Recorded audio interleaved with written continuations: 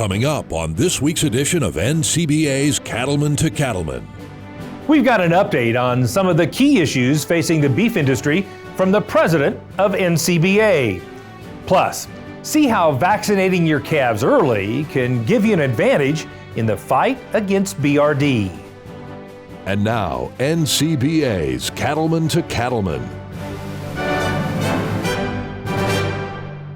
Hello and welcome to NCBA's Cattlemen to Cattlemen. I'm Kevin Auctioner. 2023 has had no shortage of challenges, but through it all, the National Cattlemen's Beef Association has continued to fight for the interests of cattle producers. And joining us now with an update on some of these issues is NCBA President and South Dakota Cattleman, Todd Wilkinson. Todd, we've recently seen animal activists try to use legislation to attack the beef checkoff. What's your response to these efforts? Well, more than any other year, it appears that the animal rights activists have decided to throw millions of dollars at attacking the checkoff. And you know what that tells me more than anything is that the checkoff, number one, is hugely successful. You don't go after a program and try and defund it if you don't think it's making an impact. So the first takeaway is, we're doing something right if they decide to come at us. The second takeaway is what a terrible reflection on the state of affairs when the animal rights activists are trying to get to the Washington elected officials and tell the beef story. Because these folks don't have a clue what we're about. I mean, we've got groups that are being made up like Farm Action.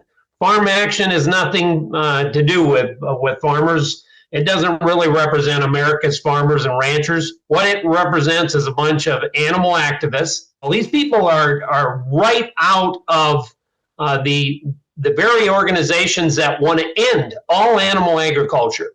These people literally have a warehouse of money. And when I say that, I'm talking about hundreds of millions of dollars stacked up to be able to go after issues that they don't like.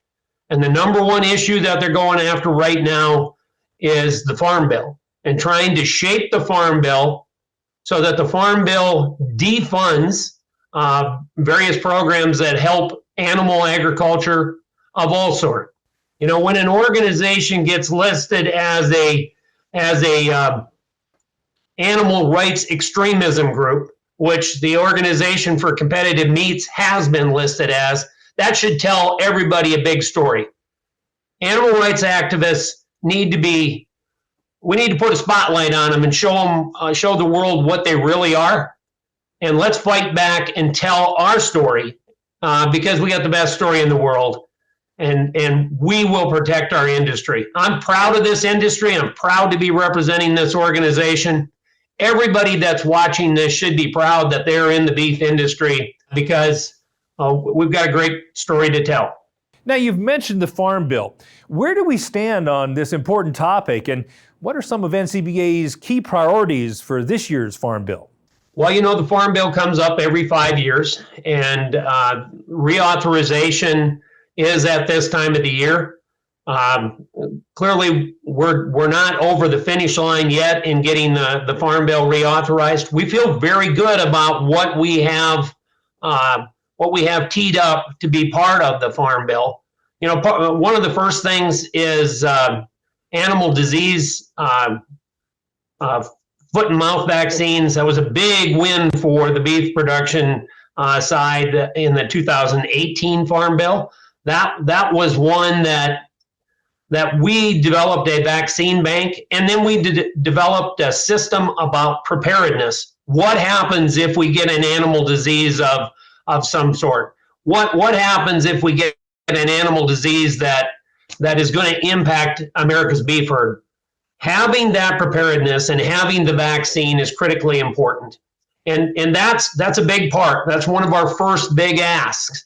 And if there is going to be a traceability program, we want to have that farmer and rancher to be able to have some funding so they don't have to shoulder the burden of all of that cost of putting that tag in that calf's ear. The next thing, we got to keep the voluntary programs coming forward, like EQIP and those conservation programs that are so successful for America's farmers and ranchers. Those type of things are really an example of what good government can do when it works effectively on a volunteer basis. Risk protection in the cattle sector is big. Livestock risk protection program. A lot of listeners would equate that to maybe crop insurance. So that's our closest analogy to that. That program has really developed for us, and it's affecting the producer, whether they have 25 cows or whether they have 2,000 cows. So that program is available to everybody, and it's trying to put a bottom in so that if the market collapses, if we have a black swan event, we're protected on our pricing. Whether you like it or not, we're going to have the SNAP programs as part of the ag bill, and we need those urban representatives to be able to vote for us and our programs. So keeping those programs together, I think, is critical to our success in the reauthorization and in getting funding for areas that we believe are so critically important. So we're just a few months away from CattleCon 24. What's your message to members of the beef industry about why they need to make the trip to Orlando? Boy, I tell you, there is few events that you get to go to and have such a great time at, and plus give such a payback to you as a producer or an operator. And I have a hard time thinking of a whole lot of places that would be better to go in the early part of February than Orlando, Florida.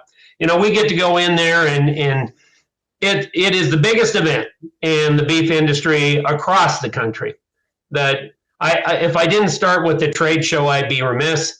Nowhere can you walk into an area where you can dream about and gain ideas about what I want to put in my operation and see it all. Literally acres and acres of materials that are available.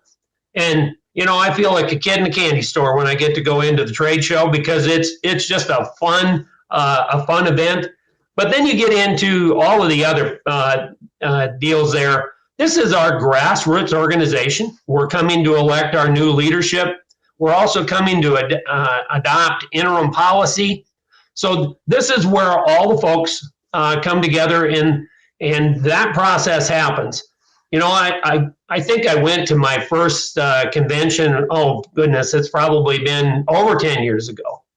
And it was fun as a new individual walking into that and seeing it, and then watching an idea that came from a local cattlemen's organization in wherever, starting in your backyard, and then watching that policy develop all the way up into national policy, and then watching our organization, NCBA, with its effective voice, be able to adopt policy that impacts all of America's farmers and ranchers. If that isn't a great deal, I don't know what is. And this one, you asked me, and obviously I have I'm happy about the convention. I'm going to be taking all my kids, my grandkids again. It isn't very often you get to go to an event. On Friday night, we're going to Universal Studios. We have the whole New York section just available for our attendees. Kids 12 and under are going to be able to get in there free. So bring your kids. Make this a family event. Let them ride the rides and enjoy the entertainment. And in the middle of that, you're going to get a Cattlefax update, a DC issues information, question and answer, meet all your friends, and interact with people all across the country. Nowhere can you network like you can network at CattleCon. This is the event, folks, because it's going to be fun-filled and action-packed. Thank you, Todd. We'll look forward to seeing you in Orlando. To keep up to date on the issues facing our industry and to help make a difference in the work being done, why not join Todd as a member of NCBA? It's easy to do. Just call 866-233-3872, or you can visit the website ncba.org. Now be sure to use the code C2C for a special offer just for our viewers. The end of 2023 is quickly approaching. So what can we expect from the cattle markets for the rest of this year? Joining us now to talk about the fall outlook is Terrell Platt with Cattlefax. Terrell, we've seen a rebound in these cattle prices. What's been driving this market this year? The biggest shift we've seen so far in 2023 has really been on the supply side, where we've come off of several years of record large production, but here in 2023 we're on track for a 5% decline, which translates to over a 1 billion pound drop in beef production this year. At the same time, we've been met with historically strong demand, which supports higher prices for beef and cattle alike. And let's talk about cattle feeders for just a minute. We've seen some strength in the cattle feeding market. What do you anticipate as we look to the fall and towards holiday season? Absolutely. We've been more range bound here over the last several weeks, but seasonally we should start to see prices start to firm a little bit here in October, with more upside potential later into November and December. Our outlook still would call for prices to be up in the upper 180s to low 190s here later this fall. Supplies still look fairly manageable, and demand should pick up here moving forward. That's good news. Let's talk cow-calf segment. Frankly, these summer video sales have been red hot. It's been incredible. As folks wean calves and take them to town this fall, what might you expect? You know, typically during this time of the year, I'd expect prices to be just a little bit softer than they are. But as we've come through the balance of September and early October, we actually have calf prices near their annual highs on the year. Basically, it would imply that the risk is fairly limited over the next 30 days as volumes do pick up with the fall run of calves, and likely be stronger later in the year as well, with more upside potential towards $3 on a U.S. national average basis. Fantastic news. And let's talk about feed, because that's another important part of the equation. We've paid some record high prices for hay over the drought years. What's your outlook relative to both hay supplies and these grain prices? Right. On the hay side, we have seen prices start to decline just a little bit, more so regionally. We still have some drought-forced areas or drought-stressed areas that are seeing some challenges that may limit declines there through the balance of the year. But on the corn side of the equation, it does continue to look really favorable from a cost of gain perspective. The market appears fairly comfortable with where stocks to use are going to come in closer to 14 or 15%. And we've likely marked out the lower end of the range, but shouldn't be too concerned with corn prices moving abundantly higher here over the next 3 to 6 months. So one last question. I mean, what is your recommendation to folks watching at home who are trying to solidify their marketing plans for the coming year? What might you recommend?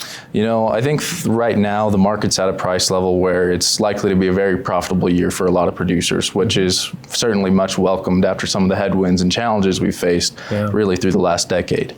I think as we move forward, the big questions that we need to ask as producers, or ask as far as our operations go, what's expansion look like for us? What resources do we have there? And how do we continue to capture and protect the equity that's increased in these calves? When you're looking at a calf that's going to be worth anywhere from $15,000 to potentially even $2,000 on a per head basis, that really does increase the amount of risk that we have on the table. So it's keeping an eye on what supplies look like, what demand looks like, and what we need to do from a risk management perspective, or what we can do to capture those opportunities for profit. Great advice. As always, thank you for the insight you and the Cattlefax team provides. Thanks for having me. For more than 5 decades, Cattlefax has been providing producers with the tools they need to make profitable decisions. Now, if you're looking for top-notch beef industry research, information, and analysis, then visit the website cattlefax.com. Still to come on Cattlemen to Cattlemen, we'll see how one Florida operation addresses the challenges of BRD and the solutions they use to keep cattle productive and healthy.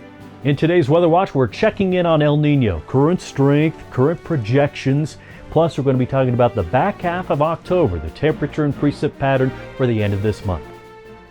By installing Ritchie waterers, you save water while keeping it fresh and always available to your animals. You protect the land by keeping natural water clean and soil healthy. And you conserve power because they're energy efficient. We're committed to helping you create a prosperous, sustainable, and regenerative future, because we know, like you know, that every saved drop matters. Richie, freshwater for life. CattleCon 24 is marching onward to Orlando, January 31st to February 2nd, 2024. Have your say in the future of the industry, network with fellow producers, or connect with friendly faces. Plus, the NCBA trade show will be on site with over 385,000 square feet of the latest and greatest in the cattle business to help your operation stay competitive and sustainable. Learn more at convention.ncba.org.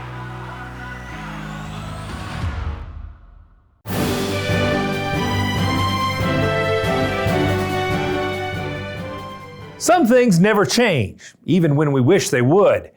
BRD, or bovine respiratory disease, is still the #1 disease threat to animal health that cattle producers battle. However, as Cattleman to Cattleman reporter Brian Baxter tells us, there are sound strategies, strong tools, and some new approaches that can help protect calves from BRD. Cows and calves graze across the grasslands of Deseret Cattle and Citrus in central Florida, a ranching operation started in 1950 that now stretches across nearly 300,000 acres.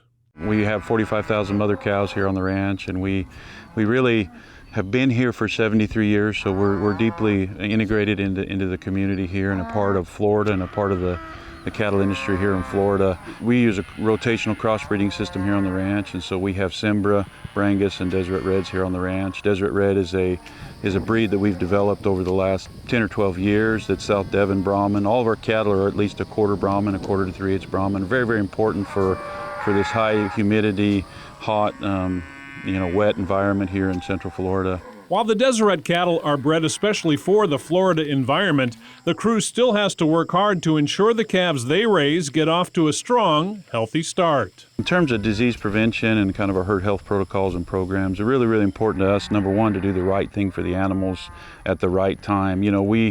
We have the calves are born here. This is a commercial cow-calf operation, and we are fully aware of the impacts, not only what we do from a vaccination or health protocol standpoint, but from a nutrition standpoint as well, is an opportunity to set that calf up so that we can continue to capture the value as they go on to the stocker and preconditioning phase and ultimately end up at the feed yard. And so there's certainly a return from a vaccination program standpoint, and really, when we battle, just much like everybody else, we battle BRD.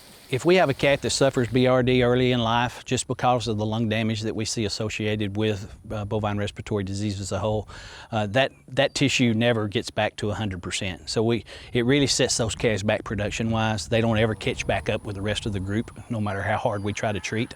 That lung damage, once it's there, it just doesn't get better. In fact, across the nation, BRD remains the biggest disease threat for calves, an ongoing battle that producers and veterinarians still must fight together. Bovine respiratory disease has probably been the biggest challenge that we've faced as a cattle industry. It hasn't changed over the years. It's kind of like flying an airplane. You don't want to get behind, you want to stay ahead. And as long as you're ahead of that in choosing your protocols as far as vaccines, what you're going to use and timing of those vaccines, and trying to cut down on the stress that some of these animals are seeing as they go through this production chain, all that comes to play a huge advantage. Preventative is always easier than treatment. If I have to treat disease, treatment, we may get them better, we may not, and obviously we can reduce antibiotics, but preventive is always easier. It's going to help us manpower down the road. If we can vaccinate those cattle and prevent them from being diseased, then I don't have to come back and treat them. And that saves labor, it saves time with that, it saves money, it saves antibiotics. So prevention is the key with that. I've always looked at vaccinations as an insurance program to help us to be able to make sure that we've done at whatever stage it is, that we've done all that we could. We've controlled what we could control, and vaccination is an important part of that. Research has shown there is an opportunity to get ahead of BRD by vaccinating calves much earlier than was thought possible in the past. One of the things that has changed over the years is we didn't think we could vaccinate calves really early in their lifespan because we didn't think the vaccines would do a very good job just because of the colostral interference that we would see, or antibody interference from natural infection.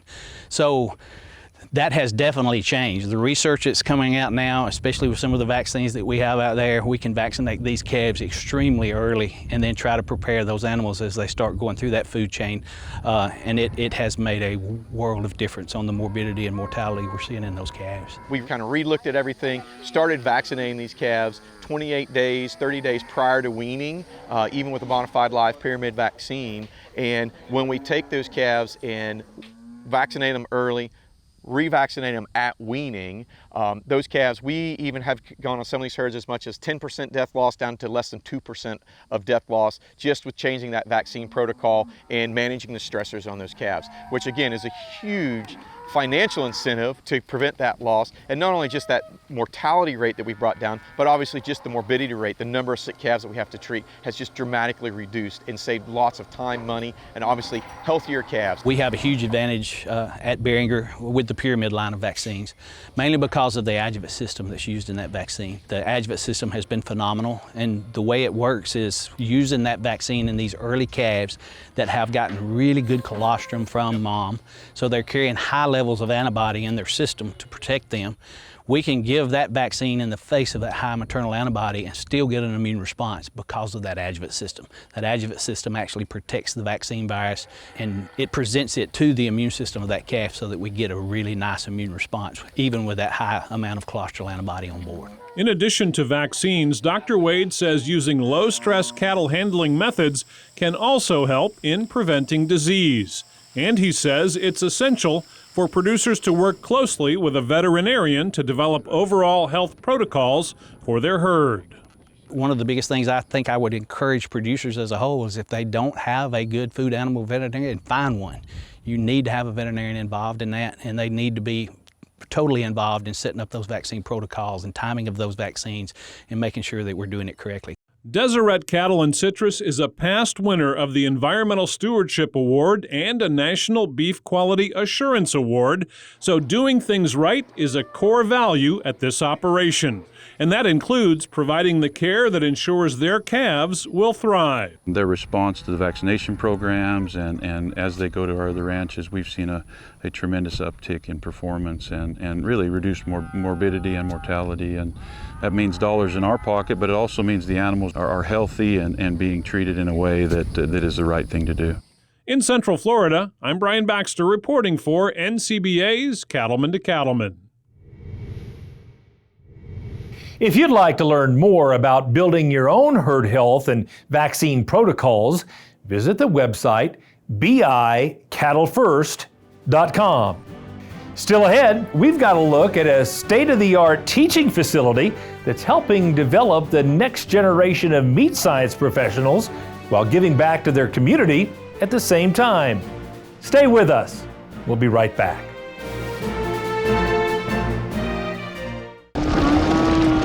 From baling to loader work and property maintenance, John Deere 5 Series tractors can do it all. Run heavier implements with up to 130 horsepower. Handle any loader work. Easily stack bales with improved visibility. Work precisely and confidently with precision ag technologies. And a variety of cab and transmission options to fit your needs and your budget. More choices, more versatility, more confidence. Ask your John Deere dealer about 5 Series tractors. Time now for Weather Watch, brought to you by Ag Risk Advisors and WSR Insurance. Let's get to that Weather Watch this week. Matt Makin's here. I hope it finds you doing well. We're going to be chatting about El Nino. Some of the latest numbers have been coming in, so let's get a refresher on where we are, where we stand as far as the strength of this incoming El Nino. So during the month of August into September, we were sitting right at moderate strength, and that has not changed. We're still sitting in a moderately strong El Nino with a tendency to lean toward the stronger of one of the events we've had since 1980. I've plotted here the strength of El Ninos since 1980 per each El Nino event. We have a number of years here, but we're here. We're at the fourth strongest in the month of September signal or another way to think of that is the warmth of the ocean, where we really look for El Nino and a lot of forecasts come from. The warmth of that ocean being above normal is about the fourth warmest that we've ever recorded. So if we pare down that list, just the strongest ones are kind of the most similar ones. We have a list like 1982, 1987, 1991, 97, 2015, and then this year. So as we look at these past events and how we're kind of tracking, if you will, we're about to pass the 87 event, which had already peaked and started to weaken by this time of the year. But 82 may be a reasonable analog, if you will, because it kind of peaked as we went toward October and November and stayed strong throughout the winter. But we have a good sampling here.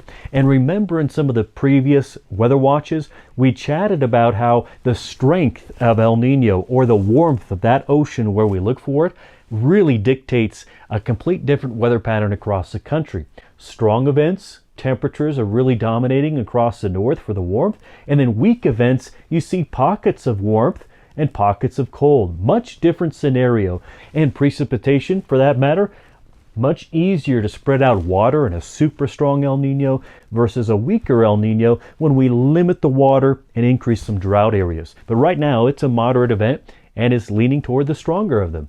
Back half of October, next couple of weeks, look for the warmth to be primarily across the western U.S., at times cooler than average for the central and eastern parts of the country. And as far as precip for the rest of this month, drier than average for the Pacific Northwest, pockets of moisture in the upper Midwest and Great Lakes, and areas of moisture to increase across the southeast. This tying in with El Nino, and that will be spreading across the southern states as we go throughout the months ahead.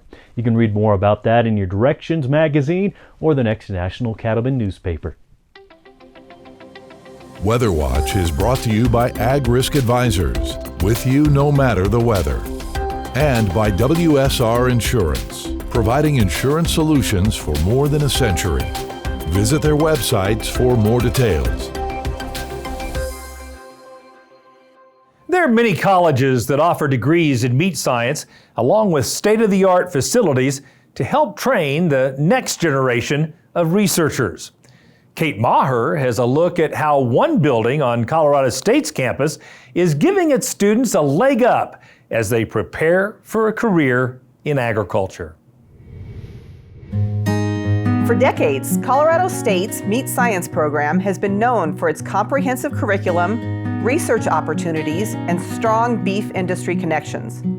In 2019, a new chapter began when CSU opened its JBS Global Food Innovation Center at its main campus in Fort Collins, Colorado. Colorado State University has always had a very successful animal science program and a meat science program. We have top-notch faculty, students, and staff. We needed to add to the facilities, but building a university meat lab is different than building a biology building. And so if you want to be a successful program, if you want to have opportunities for undergraduates, we have to have it. We went to the industry and we went to partners and we said, hey, we need some help in building this facility. And they responded very well. So in 2019, we were able to open the JBS Global Food Innovation Center in honor of Dr. Gary Smith and his wife, Kay. We are able to get so much more done in our new meat lab than our old meat lab. It's brighter, it's bigger, and it's so much better in every way. So it's so hugely important that we've gotten the donations that we've had to be able to put this facility together. It's just incredible that we get to have this opportunity. The Innovation Center allows CSU students to conduct collaborative research with industry professionals through training, education, product development, and testing. It has classroom and laboratory spaces, culinary research areas, and livestock handling facilities designed by Colorado State professor Temple Grandin. There's also a U.S. Department of Agriculture inspected meat processing center on site, which trains students to use the same equipment found in commercial plants. So it was very important for us when we built the Global Food Innovation Center that it function as a plant. Yes, it's a small plant, it's a teaching facility, but we follow every single rule, every single Food Safety Inspection Service requirement that there is. We follow that. It adds to their education. Now, are all these students going to go out and work in a plant? No. But some of them might, and some of them might interact with those that work in the plant.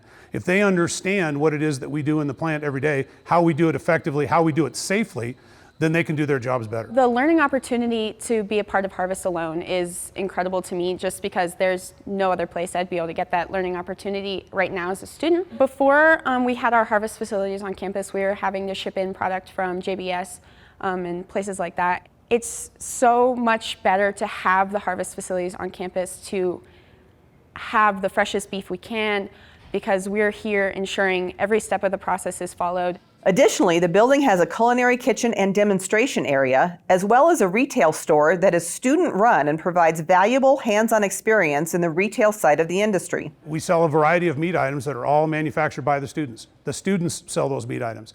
It gives us an opportunity to not only market those items so that we can be cost neutral, but it gives the students an opportunity to interact with the customers. The best experience that they can have is talking to a customer, explaining why this cut of meat is appropriate for this and this cut of meat is not appropriate for this. And once they do that real time, things start to click together. It's kind of cool to be able to see the product that I cut earlier that day. Those consumers pick it up and put it on the counter and say, I'd like to buy this. And it's just cool to say, like, I cut this steak earlier. One of my coworkers put it in a vacuum package, another person put a sticker on it, and now it's here in the store being sold by another one of my coworkers. So it's really a team effort here, and it's just really cool to see all the pieces put together. One important project that wouldn't be possible without this new facility is Colorado State's involvement with Beef Sticks for Backpacks. This program sends children home each Friday with a weekend's allotment of nutritious items, including beef sticks that are produced by CSU students. We were very excited when the charity Beef Sticks for Backpacks came to us and asked to be a partner. 1 in 6 children in the state of Colorado have some degree of food insecurity. They don't know where their meals are coming from. So during the week, they get free and reduced meals from the school. On the weekends, there's a deficit. And so there are programs that have been started, and they build meals every week, shelf-stable bag of meals that go home on Friday to the kids. And the meals are great, except one thing they're a little bit deficit on is protein. So the beef industry has been very, very supportive of saying, here, well, let's make a beef stick that's got 8 grams of protein in this 1 ounce stick. Let's put it in that bag so that every kid each week is going to get at least some additional protein. And we're glad to be part of that. The program started with just a few hundred sticks, but now students at the center prepare thousands of beef sticks each week. We do all the manufacturing of 20,000 beef sticks every week at the Global Food Innovation Center. Our students benefit. They learn how to do this. They produce these safe beef sticks that are high in protein, that are going home to food insecure kids. They do this every week. Not just sometimes, they do it every single week. And so we have a variety of students that get to learn and get paid to do it. It's a way to give back to the community. We are very happy to be a part of it. All of the hands-on work being done at the JBS Global Food Innovation Center helps Colorado State prepare the future leaders of agriculture for the challenges of tomorrow. It's not every day that a student gets the opportunity to learn in a facility like this. I don't think a lot of students realize how impressive our meat lab is, and I love to tell people how great our meat lab is. We're really, really lucky to just have what we have here and to be able to work in the space that we do. If we don't have the facility where I can take 25 students into the room, dress them out the way they would be in a facility, start with beef carcasses, go through the fabrication process, let them go through each step of disassembling a beef carcass, looking at muscles, looking at fat, looking at quality. If we don't have the ability to do that, I can't effectively teach meat science. Yes, I can talk about it in a classroom, but it doesn't click with a student until we're in a lab, until they get to see hands-on, touch, feel, and be in that room, and it's critically important. Reporting from Fort Collins, Colorado, I'm Kate Maher for NCBA's Cattlemen to Cattlemen. Still to come on Cattlemen to Cattlemen, we'll explain how the conservation efforts of producers can have benefits for other species besides cattle. That story when we return. Bovolus Nasalgen 3 offers young calves unrivaled protection against devastating respiratory diseases, including IBR, PI3, and BRSV. And it has a unique blue shadow, so there's no second guessing which animals have been vaccinated. To up your protection, choose Bovolus Nasalgen 3 PMH, the first and only intranasal that protects against viral and bacterial pneumonia. Talk to your veterinarian and visit nasalgen.com to learn more.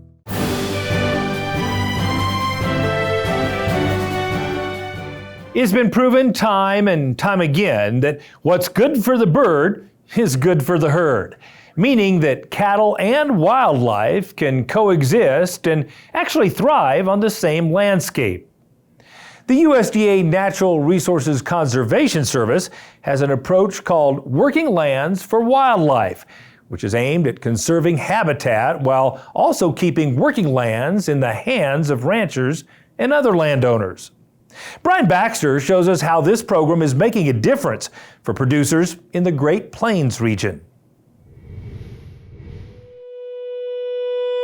The grasslands of the Great Plains are prime cattle country, but the health of those grazing lands is under direct threat from woody plant encroachment. With woody encroachment and, cedar trees coming in, for every, 5% of cedar canopy you have on your property, you're going to lose an animal unit's worth of forage. You don't see that over a year. You see that over 5, 10, 20 years when that 5% suddenly becomes 20%. And so, it's taken away your forage quality and quantity that would otherwise be available to your livestock. And that's what really got us everybody going the way that we have been going, is because it was impacting us financially. Well, it's not only impacting us financially, but when you look at the wildlife, it was impacting their habitat. So we really kind of got to the concept where what is good for the livestock is good for the wildlife. I think we've identified now that it's not a Sandhills issue, it's not a Luss Hills issue, it is a Great Plains issue. It does take all the partners we can find. Federal level, the NGOs, our universities, our land grants, whatever we can do to work together. We need the science to say, okay, we'll get rid of them, but now how do we keep them out? And so that's where our partners at USDA can come in with their grazing programs. To fight this threat to the Great Plains biome, ranchers and conservation groups in multiple states have joined together in Working Lands for Wildlife, an approach of the USDA Natural Resources Conservation Service. The Working Lands for Wildlife group, it's all science supported, but it's also rancher driven. Ranchers and landowners are asking for these solutions. NRCS, we're just a technical agency that fits the need of being able to be in there and provide some technical assistance early on to groups as they're starting to implement the solutions that these scientists bring forth. Without the science, some might think more trees and woody plants would actually benefit wildlife, but in the Great Plains, that is definitely not the case. Pheasants Forever as an organization is concerned about preserving grasslands because grassland birds in particular are on the steepest decline out of any biome collective group. The one thing they all have in common is they don't really want to be around trees at all. They avoid it. And so as we get, woody encroachment coming out of these bottoms and into our uplands, they start to get pushed back more and more and more. And on top of, already habitat fragmentation and landscape fragmentation, it's just another nail in the coffin, so to speak. We're managing for the wildlife. And so the mule deer, the grouse, the chicken that are out here, they don't want trees. They'll get by with the yucca plants, the shrubs, the plum thickets, choke cherry thickets. That's all they need. And so if you like what was put here originally, then you work really hard to just keep it that way. In the Great Plains, Working Lands for Wildlife projects have focused on defending the core of healthy grasslands from woody plant encroachment to the benefit of both cattle grazing and wildlife. It didn't take long for us to find out that what is good for the bird is good for the herd. And not only that, but the herd needs birds and birds need the herd. So, our grazing is a tool for us to provide the needed habitat that our birds need. Grazers on the landscape provide the patchiness, the composition, the structure that all the birds need for their entire life cycle. When you're incorporating, good grazing management, good woody plant control, accompanying that with prescribed fire, those are the ingredients that your grassland birds are needing, and those are the ingredients that as a livestock producer you're going to need as well. So it kind of ties it all back in together.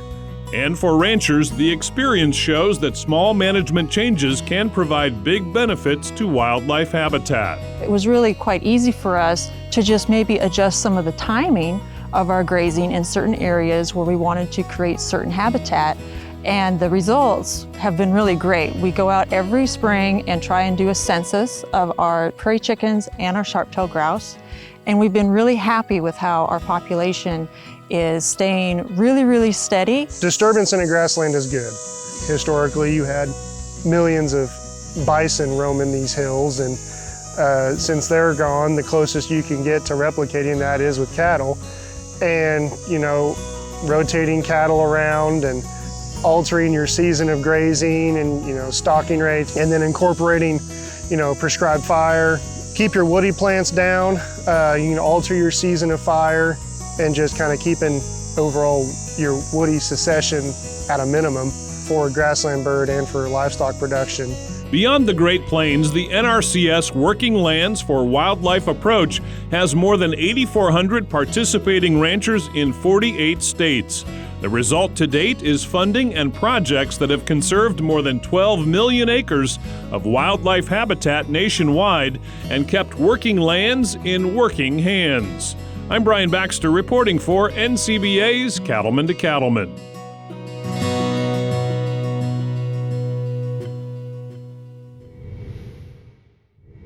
If you have conservation practices you'd like to put in place on your own operation, you should start by visiting with your local NRCS office about the technical and financial assistance they can provide. Go to their website, nrcs.usda.gov, to find an office near you. Still to come on Cattlemen to Cattlemen, we'll tell you why now is a perfect time to become a member of the nation's largest and oldest association representing cattle and beef producers. Stay with us. We'll be right back. Cattle producers across the country work hard to care for their animals and their land. The USDA's Natural Resources Conservation Service is there to help. Find out how you can work with NRCS to develop a conservation plan for your operation. Find possible funding resources for implementing conservation practices, or get free expert advice on ways to improve your farm or ranch. Visit the website nrcs.usda.gov today.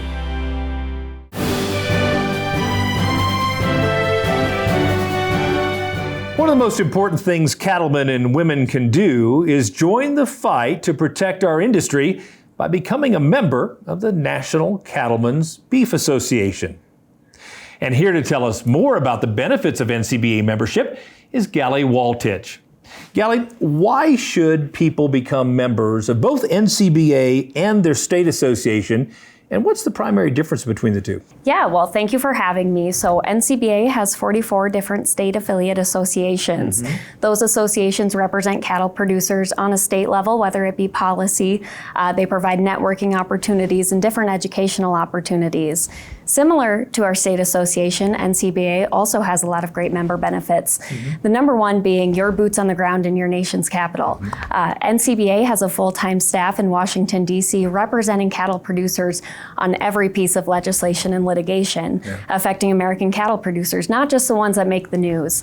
Parked right on Pennsylvania Avenue between the White House and Capitol Hill, you can count on NCBA to have your back on policy created by cattlemen for cattlemen.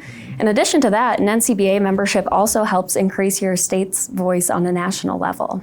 So let's talk specifically about what NCBA members get when they join the organization. Yeah, so in addition to the political insurance NCBA offers, our members also receive exclusive member benefits through our member benefits program. You can save big discounts at places like Dell Technologies, Cabela's and Bass Pro Shops, Roper and Tin Hall Apparel, Montana Silversmiths, and Farrell Gas. And in addition to that, you also can receive big discounts on equipment at places such as John Deere, New Holland, and Caterpillar. In addition to that, our members also receive a monthly publication sent right to your door, as well as an email newsletter that contains cattle industry and association updates. And if there's anyone listening who has not yet joined, new NCBA members receive a free 1-liter bottle of Sidectin Poron from our partners at Elanco. Perfect time to get that this fall as we're working cows, for sure. Right. So let's talk about some folks that are already members, many of them watching the show this evening. If they want to take their membership to a new level, how do they get more involved in our organization? Yeah, so we encourage our members to get more involved. A great way to do that would be by taking a part of programs such as our Top Hand Club, attending your county cattlemen's events, state cattlemen's events, or NCBA events, as well as sending in your policy ballot when that time comes. If there's anyone interested in getting involved in a policy side of NCBA, we would encourage that at a state level, as our state affiliates have a seat at our table and our leadership comes from those state affiliates. And I wanted to talk to you about that. You have the Capitol right behind you, and clearly you've mentioned the role NCBA plays in shaping policy that it impacts us all as cattle producers. How might you suggest people get involved in that grassroots policy effort? Yeah, so policy begins and ends with our members. Any proposed policy is brought to us from our 44 state organizations. From there, it is voted on and discussed in one of our 7 different committee meetings. After that, it goes to a resolutions process, and then it is voted on again at our NCBA's Board of Directors meeting. After that, a mailed ballot is sent out to every NCBA member, where you have 30 days to fill out the policy you want to vote for or against. After that is sent in, that is official NCBA policy for the next 5 years. That's fantastic. So one last question for folks watching at home. How do they get more information if they want to become an NCBA member? Yeah, any of the information we talked about today you can find at ncba.org, or you can always give us a call here at the office at 866-BEEF-USA. Fantastic. Thanks so much for coming to the show, Gally. Thanks for having me. Remember, the National Cattlemen's Beef Association fights for the interest of cattle producers in every state and in every sector of the industry. But your support is needed to continue this important work. So please consider becoming a member of NCBA. Just call 866-233-3872, or you can visit the website ncba.org to join. Be sure to use the code C2C for a special offer just for our viewers. Still to come, we'll preview CattleCon and tell you how to register for this can't miss event. Stay with us. We'll be right back. Are you concerned about the impact government policies could have on your cattle business? One way to make your voice heard in Washington is by joining NCBA. When you join, you'll be part of the nation's oldest and largest national cattle industry organization that has a professional team working in Washington, D.C. on issues that matter to cattle-producing families nationwide. Don't stay on the sidelines. Make your voice heard by joining NCBA today at the website ncba.org.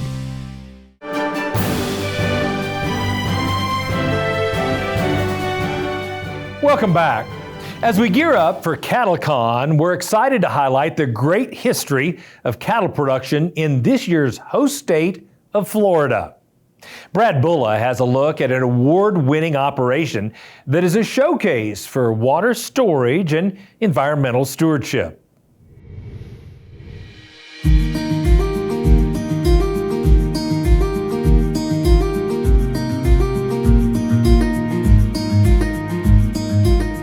Fourth-generation cattle producer Wes Carlton loves driving guests around his ranch in Central Florida.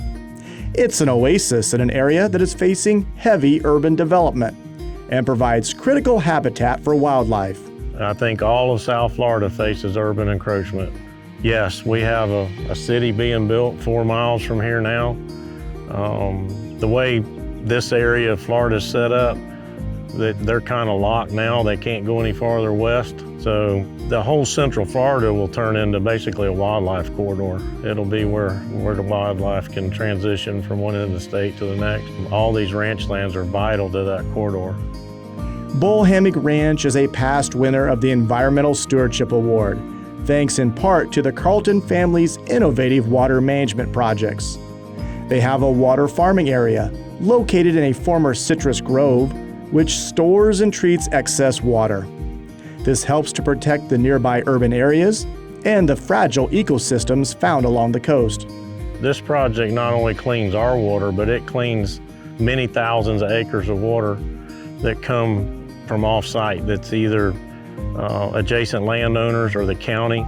So we're not only cleaning our water, we're helping clean, municipal water, our regional water, should you say. The water that comes out of this project, we've never had to discharge. We just use all of this water up on site, but pulling water samples from where we would discharge if we did, it is 90 times cleaner than it is when it comes in. The Carlton family works constantly to improve the ranch and are proud of the role they play in providing safe, wholesome beef to consumers around the world. I say it every day, somebody's got to feed all these people, so we've got to keep producing protein. Beef's the best protein out there, and I think more and more people are understanding that. When consumers choose beef as their protein of choice, that comes right back. That helps us be sustainable and stay on the lands for generations to come. Wes is active in many ag organizations and believes that the National Cattlemen's Beef Association plays a critical role in protecting the livelihoods of cattle producers. I am a NCBA member because I think it's vitally important what NCBA does on many levels, but especially in their lobbying efforts in Washington. We have to have a voice, whether it's on the state level or the national level. I think everybody that's a cattleman should be a member of NCBA just for what benefits they can bring to the table. CattleCon is coming to Orlando, and Wes is excited that producers in other parts of the country will get to see how cattle are raised in the Sunshine State. I think it'll be great. We look forward. We're already gearing up to give out-of-state producers tours all around Florida on different ranches, and very excited that it's in Florida. It'd be good to see friends from all over the country. In Florida, I'm Brad Buller reporting for NCBA's Cattlemen to Cattlemen.